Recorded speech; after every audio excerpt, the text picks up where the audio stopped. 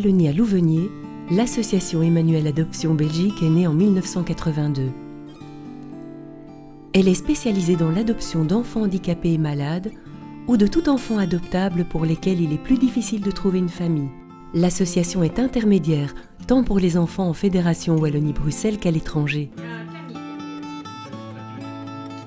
Benoît et moi, nous avions clairement envie d'avoir une grande famille. Nous avions déjà 3 enfants, donc c'était clair pour nous d'offrir notre famille à un enfant et pas de chercher un enfant pour notre famille. On a 9 enfants, 5 fait maison, 4 adoptés. Jérémy fait maison, Benjamin fait maison, Marjorie fait maison, Gauthier adopté, Adrien adopté, Malika adopté, Camille fait maison, Amaury fait maison et Nicolas adopté.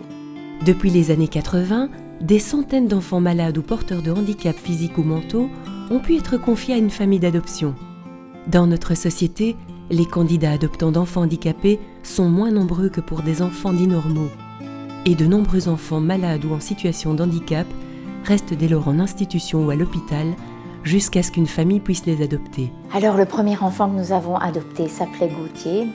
C'était un petit garçon polyhandicapé, mais très très mignon. Ce qui était fort interpellant, c'était son désir de vivre, cette façon de se battre. Les infirmières avaient été elles aussi impressionnées, elles l'appelaient le petit ange, tellement il était mignon malgré le handicap. Il avait de magnifiques yeux bleus, il avait aussi une petite toupette blonde, et c'est vrai que tout le monde tombait sous le charme de ce petit bonhomme. Les médecins ne donnaient pas un mois à vivre à Gauthier et pourtant il a vécu 10 ans et encore en fait il est décédé des suites d'un stupide accident. Les parents candidats qui s'adressent à Emmanuel Adoption ne sont pas des spécialistes de l'adoption.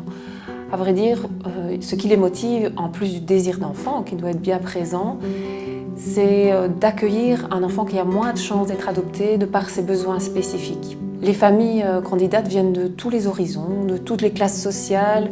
Certaines sont croyantes, d'autres pas.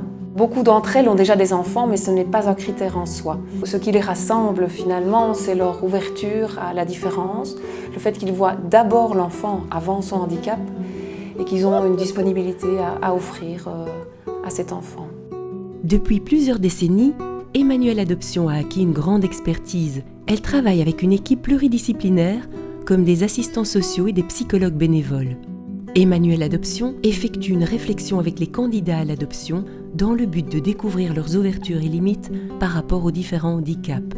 Par rapport à ce handicap-là, c'est vraiment important d'avoir des personnes ressources autour de vous. Elle fait également appel à l'expertise de médecins. Pour prendre un exemple concret, tout enfant porteur de trisomie 21 à la naissance bénéficie d'un bilan médical relativement complet, en tout cas le plus complet possible, de façon à pouvoir être tout à fait clair dans le diagnostic.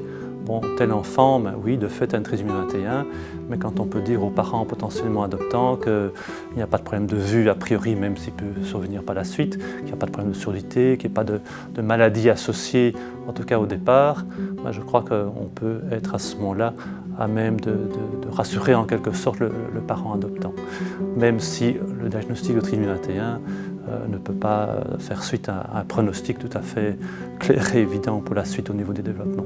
Quand les parents découvrent que leur enfant est né avec un handicap mental ou physique, ils sont évidemment plongés dans un profond désarroi.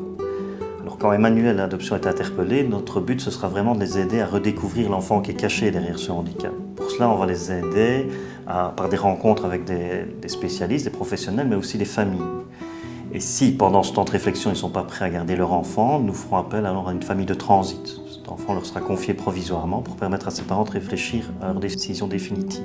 Et si, au terme de cette réflexion, ils maintiennent leur projet de confier à l'adoption, à ce moment-là, on cherchera une famille adoptive. Nous avons adopté Adrien, originaire du Burundi, à l'époque où on parlait du génocide. Quand il est arrivé, c'est évident qu'il était fort perturbé par tout ce qui s'était passé, ne connaissant pas non plus l'endroit où il allait atterrir. Mais nos enfants se sont très vite chargés de le prendre en charge et de l'accompagner. Et d'un enfant muet, il est devenu un enfant très prolixe et très copain avec ses frères. Notre travail ne s'arrête pas à l'arrivée de l'enfant.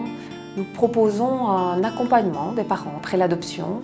Et c'est vrai que notre longue expérience nous fait dire que c'est très important, ce suivi. Ça leur permet non seulement de pouvoir partager tout leur vécu lié au handicap, mais aussi aux réalités de l'adoption. Et ça peut aller jusque la recherche d'origine des adoptés. Nous avons adopté Malika, originaire de l'Inde. Elle avait 2 ans, porteuse de microcéphalie due à la malnutrition de la maman pendant la grossesse. Aujourd'hui, elle va vraiment très bien. Elle a 21 ans, elle adore cuisiner, elle a son autonomie, sa vie.